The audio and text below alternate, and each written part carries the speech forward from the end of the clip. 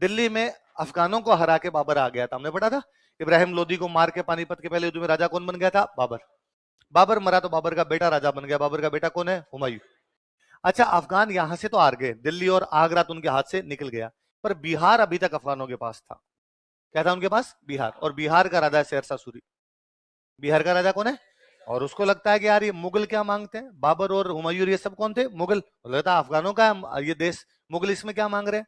और उसने शेरशाह सूरी जो कहां का राजा है? बिहार। दिल्ली आगरा किसके पास है? हुमायूं। हुमायूं कौन है? मुगल। अफगान कौन है? शेरशाह सूरी। वो हमला करता है शेरशाह सूरी, हुमायूं को हराता है और दिल्ली आगरा पर क्या कर लेता है? तो हुमायूं किसके द्वारा हरा दिया गया? तो हुमायूं बेचारा दिल्ली आगरा छोड़ के भागा। हुमायूं जब दिल्ली आगरा छोड़ के भागा तो अपने मारवाड़ से होकर निकला। मारवाड़ से होकर निकला तो एक जगह पर रुका हुआ था, उस जगह का नाम है जोगी तीर्थ। जोधपुर में एक जगह, उसका नाम क्या है? जोगी तीर्थ नाम की एक जगह। कहां पर है जोगी तीर्थ? जोधपुर में। यहां पे कौन रुका हुआ है? हुमायूं। कौन रुका हुआ है? किससे हार के भाग रहा है? शेरशाह सूरी से। और उसे लगा कि यार मारवाड़ का राजा मालदेव है, मालदेव शक्तिशाली राजा है, क्यों ना अपने मालदेव से सहायता मांगे। और उसने मालदेव के पास सहायता के लिए 3 दूत भेजे। कितने दूत भेजे? एक दूत का नाम था मीर समंद। क्या नाम था? एक दूत का नाम था रायमल सोनी। क्या नाम है? और एक दूत का नाम था अतका खां। ये तीनों मालदेव के पास गए। मालदेव जाका, भाई राजा मालदेव, हम हुमायूं के दूत हैं, तुझे समाचार मिल ही गए होंगे। हुमायूं को दिल्ली और आगरा से निकाल दिया गया है, शेरशाह सूरी ने वहां कब्जा कर लिया। न तो हमारे पास रहने की जगह है, न लड़ने की शक्ति है। हम तेरे से 2 सहायता चाहते हैं। एक सहायता तो ये चाहते हैं कि लड़ने में हमारी हेल्प कर, एक सहायता ये चाहते हैं कि रहने का कहीं जुगाड़ कर हमारे। मालदेव ने कहा जहां तक रहने की बात है, मैंने अभी अभी बीकानेर पे कब्जा किया है। बीकानेर पे कब्जा करके आया था कुंभा को देके। तो तुम अभी कहां बैठे हो? जिन्होंने काम जोगी तीर्थ बैठे हैं। यहाँ से सीधे बीकानेर चले जाओ। बीकानेर में एक मेरा बंदा है कुंभा, ये लेटर लिख के दे रहा हूं मैं, कुंभा को देना। कुंभा तुम्हें बीकानेर खाली करके दे देगा, तुम आराम से जाके कहां पर रहो? बीकानेर। और बताओ दूसरी प्रॉब्लम, कि हमें शेरशाह से लड़ना है तो लड़ने में तेरी हेल्प चाहिए। उसने कहा जिस दिन तुम्हें लड़ना हो उस दिन मिस कॉल करना और लोकेशन शेयर कर देना, जहां तुम कहोगे वहां पर मैं लड़ने के लिए आ जाऊं। और ये हुमायूं के लिए मेरी तरफ से थोड़ी गिफ्ट लेके जाना। 2-3 बोरियां भरी हुई थी। इनमें क्या है? उसने कहा काचा बादाम, ड्राई फ्रूट्स दिए उसने। क्या दिए थे? वो तीनों बड़े राजी हुए, तीनों राजी हो गए, शेरशाह सूरी के पास गए। उनका यार क्या गजब आदमी है यार, आपने रहने का जुगाड़ हो गया भाई साहब, आप अपने कहां जाके रहेंगे? हाँ, हुमायूं के पास गए तीनों। हुमायूं को जाकर भाई वो गजब आदमी यार मालदेव, वो अपनी हेल्प कर रहा है, उसने रहने का जुगाड़ कर दिया, अपना कहां रह सकते हैं। और लड़ाई के उसने कहा शेरशाह से जब भी लड़ना हो मुझे बता देना, मैं हेल्प करने के लिए जाऊंगा, और तुम्हारे लिए ड्राई फ्रूट और भेजे। हुमायूं का पहले ड्राई फ्रूट खोलो यार, कितने दिन हो गए। वो बेचारा इधर उधर भागता ही घूम रहा था। उन्होंने कहा रुक क्या रहेगा, ड्राई फ्रूट बाद में खाना, एक बात हो रही है सुन ले। क्या बात है? कि हम तीनों जब मालदेव के पास ये कहने के लिए गए थे कि शेरशाह के खिलाफ हमारी मदद कर, उस टाइम वहां शेरशाह का एक दूत भी आया हुआ था। वो क्या कहने आया था? कि वो ये कहने आया था कि हुमायूं की कोई भी सहायता करनी। मालदेव ने तुम्हें क्या कहा? कि हमें कहा है कि मैं हुमायूं की सहायता करूंगा। उसको क्या कहा हमें नहीं पता, उसे अलग कमरे में जाके बात की थी। अब हुमायूं बेचारा घबरा गया। हुमायूं लगा यार उसको क्या कहा होगा। हुमायूं पढ़ेसरी था, सारे दिन पढ़ता रहा। हुमायूं के 2 ही शौक थे, अफीम खाना और पढ़ना, और इन 2 शौक में मर गया था। अपनी लाइब्रेरी हमेशा साथ लेके चलता था। एक दिन ज्यादा अफीम खाया हुआ था, लाइब्रेरी की सीढ़ियां उतर रहा था बुक लेके। अचानक मस्जिद की अजान की आवाज है, नमाज की आवाज है, नमाज है। और उसको याद आ रहा है नमाज पढ़नी है। वो भूल गया मैं सीढ़ियों पे खड़ा हूं, वो बैठ गया नमाज पढ़ने के लिए। जिंदगी भर लड़खड़ाता रहा, और लड़खड़ाने से उसकी मौत। ज्योतिष का बड़ा शौकीन था, हर दिन अलग अलग रंग के कपड़े पहनता। सोमवार को अलग रंग कलर पहनूंगा, अलग अलग कलर होते हैं, शनिवार को काला पहन लिया, बृहस्पतिवार को पीला पहन लिया, इस प्रकार के अलग अलग कलर के कपड़े और पहना करता था। पढ़ाई किया करता था। तो उसका जो लाइब्रेरियन था वो हमेशा उसका साथ रहता, दोस्त था उसका बहुत अच्छा। और उसके लाइब्रेरियन का नाम था मुल्ला सुर्ख। क्या नाम था? अब बंदा जहां पर ज्यादा बैठेगा उसका वही दोस्त होगा। तो वो भाग के मुल्ला सुर्ख के पास गया, और उसने मुल्ला सुर्ख को आगे, मुल्ला जी, अपने 3 बंदे गए मालदेव के पास और सहायता मांगने के लिए गए। उसने फुल कहा कि जितना चाहिए उतनी सहायता दे दूंगा।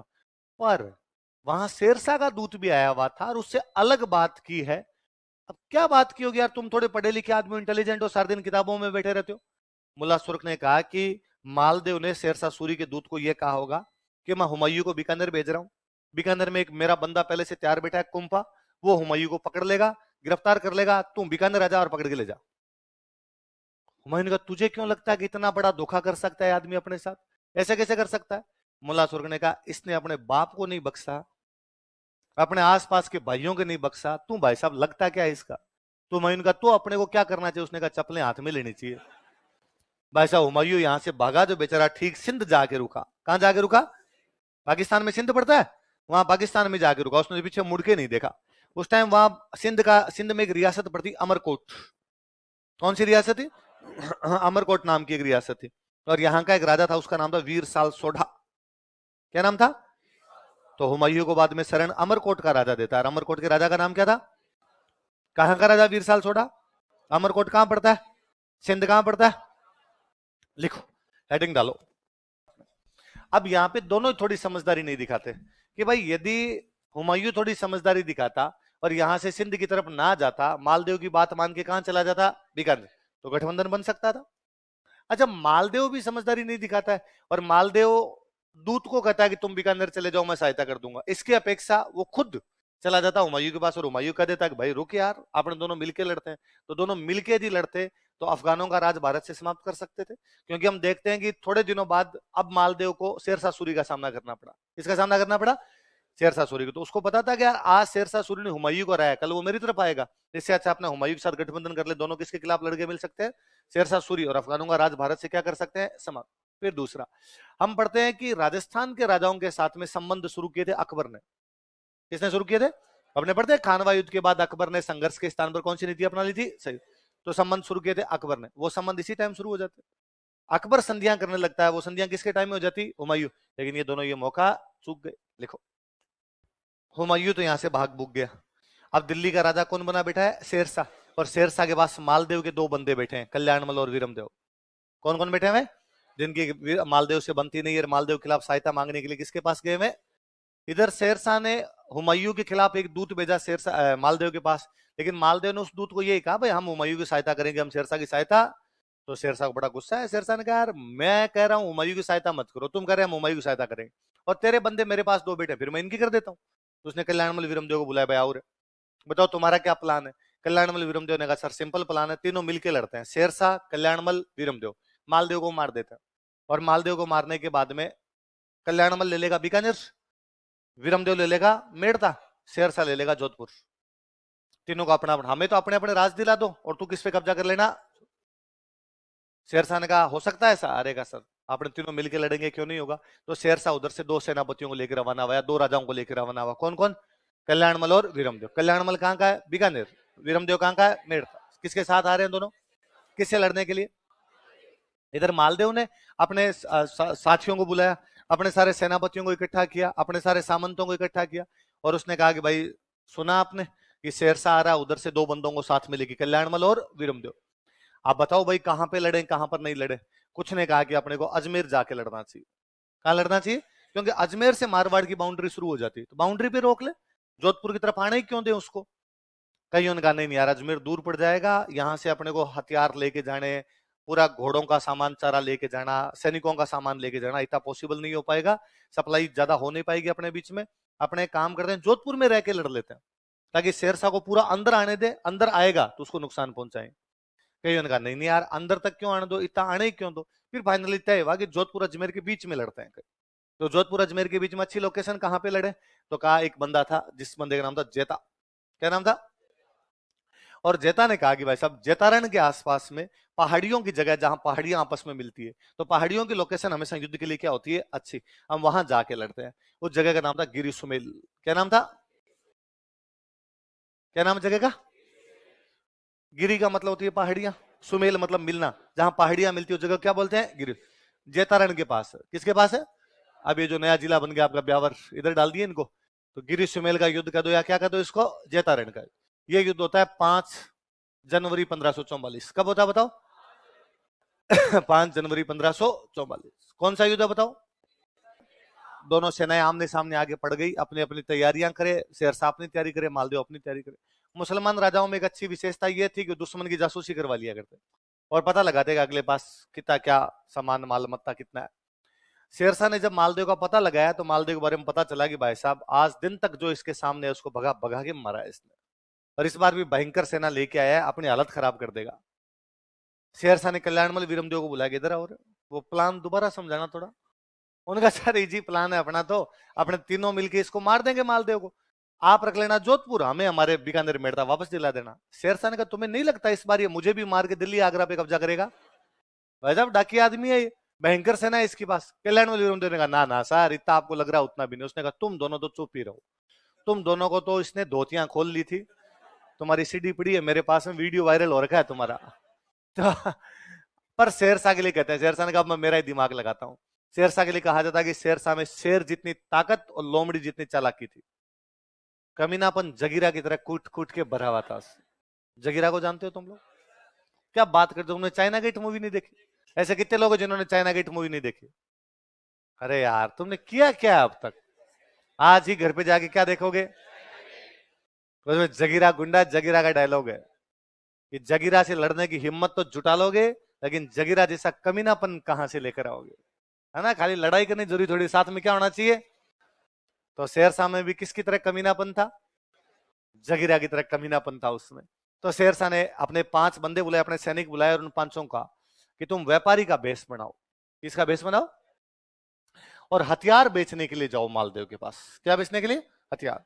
तो भाई 5 आदमियों ने व्यापारियों जैसे बेस बनाया, हथियार लिए खूब सारे, यूं गांव में घूमते, अलग अलग गांव में सेना पड़ी रहती, थोड़ी इस गांव में थोड़ी आपस में 5-10 किलोमीटर की डिफरेंस पे, ये घूमते घूमते घूमते घूमते हथियार ले लो, हथियार ले लो, मालदेव के पास पहुंचे। अब युद्ध के टाइम में हथियार ज्यादा चाहिए कम चाहिए? ज्यादा हथियार चाहिए, तो मालदेव तैयार बैठा, मालदेव ने कहा लाओ भाई। और हथियार भी सारे एक से एक बढ़ के शानदार, तलवारें एकदम शानदार वाली। और मालदेव ने कहा सारी तलवारें दे दो। और मालदेव ने उन व्यापारियों को वहीं बिठाया अपने कैंप में, अपने सारे सेनापतियों को बुला, अलग अलग सेनापतियों के कैंप लगे होते अलग अलग, कि भाई बुलाओ सबको, जेता कुंभा बाकी जितने सेनापति सब आए। हाँ भाई बताओ कितनी तलवार चाहिए? किसी ने कहा मुझे 100 चाहिए, 80 चाहिए, 120 चाहिए, 200 चाहिए। उन्हें सबको तलवारें दिलवाई, और सब उनको सब काबिल ले लेके अपने कैंप में जाओ गए। व्यापारियों को पूछा भाई पेमेंट बताओ तुम्हारे, ये पेमेंट दिए, और कहा थैंक यू यार इतनी अच्छी तलवारें ला के दी, आगे से जब भी कोई अच्छा हथियार हो मुझे ला के देना। उनका राजा तुम्हें यार थैंक यू, तुमने एक साथ खरीद ली, इधर उधर हमें घूमना नहीं पड़ेगा, वरना 4 जगह और जाना पड़ता, अगली बार सीधे तेरे पास ही आ जाएंगे। वो वहां से उठ के चले गए। मालदेव बैठा बैठा सोच रहा है कल कैसे लड़ना है कैसे नहीं लड़ना है। अचानक मालदेव की नजर पड़ी कैंप में एक पर्ची पड़ी हुई, तो उसको दिमाग में आया कि यार पहले तो यहाँ कोई पर्ची नहीं थी, अचानक ये पर्ची कहाँ से? उसने पर्ची खोली तो पर्ची में लिखा हुआ था कि सुल्तान शेरशाह सूरी तुम किसी भी बात की चिंता मत करना, हम दोनों भाई जेता और कुंपा कल जैसे युद्ध शुरू होगा मालदेव को पकड़ के तेरे को सौंप देंगे, पर तू भी अपना प्रॉमिस निभाना, और जेता और कुंपा ने तू भी अपना प्रॉमिस निभाना, तथा मालदेव को मारकर हम दोनों भाइयों जेता और कुंपा को जोधपुर का राजा बना दे। पर्ची क्या कर रही है कि जेता और कुंपा किससे मिल गए? पर्ची से ये पता चलता है कि वो दोनों जेता और कुंपा ये पर्ची शेरशाह के पास भेजना चाहते थे, और गलती से यहां गिर गई हथियार लेने आए, जबकि वो पर्ची जेता कुंपा नहीं डाल के गए, वो पर्ची कौन डाल के गए? वो। अब भाई मालदेव को दिमाग खराब, और मालदेव को लगा कि अच्छा मैंने पूछा था वहां पे लड़ाई कहां करनी है, तो इस जेता ने कहा था जेता रण कर लो, सारी व्यवस्था मैं कर दूंगा। और व्यवस्था ये है, मैंने पूछा था इस कुंपा को तू बीकानेर से क्यों आ गया, जिसने कहा देश के लिए लड़ने का मौका कब कब मिल रहा है। और भाई साहब उसको दिमाग खराब, उसने कहा यार 2 की पर्ची तो मिल गई, भगवान जाने और कितने हैं जो इनके अंदर से शेरशाह से मिले हुए, और यदि कल मैं यहां लड़ा तो ये मेरे को पकड़ के किसको दे देंगे? शेरशाह को। अब जब लड़ाई करनी तो फिर यहां क्यों लड़ूं, जोधपुर जाके लड़ूं, मेरे घर में जाके लड़ूंगा, ताकि कम से कम वहां ढंग से लड़ सकूं। तो मालदेव रातों रात अपने पूरे सेनापतियों को बुलाता है, और सेनापतियों को बुला कहता है वापस अपने कहां चलना है? अरे सर क्या हुआ, सुबह अपने लड़ाई करनी? उसने कहा नहीं करनी लड़ाई। और ये जेता और कुंपा नमक हरामी दोनों मिल गए जाके शेरशाह से, और एक बार शेरशाह चला जाए युद्ध हो जाए इससे, बाद में जेता कुंपा को बताऊंगा क्या करना है क्या नहीं करना है। जेता कुंपा ने कहा अरे सर हमने कुछ ही नहीं किया, हमारी राइटिंग चेक कर लो, नहीं है, हम तो दोनों इंग्लिश में साइन ही नहीं करते, हिंदी में करते हैं। लेकिन भाई मालदेव अपनी पूरी सेना लेके कहां चला गया? जोधपुर। और जाती हुई सेना जेता कुंपा को धिक्कारेगी, सर मानी चाहिए, देश के साथ गद्दारी कौन करता है, राष्ट्रद्रोह, विश्वासघात, नमक हरामी। और जेता कुंपा को लगा यार कुछ किया ना कराया, फालतू में इल्जाम और लिए।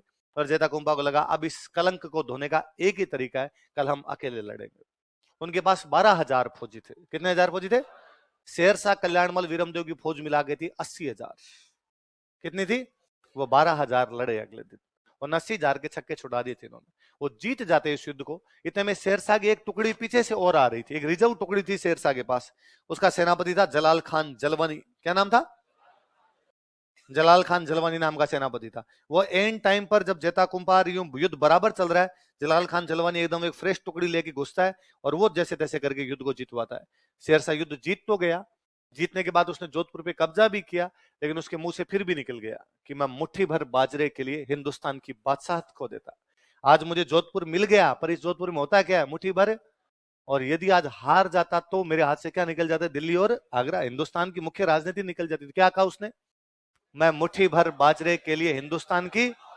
ऐसा उसने कौन सा युद्ध जीतने के बाद कहा, कौन सा युद्ध, गिरिश। लिखो।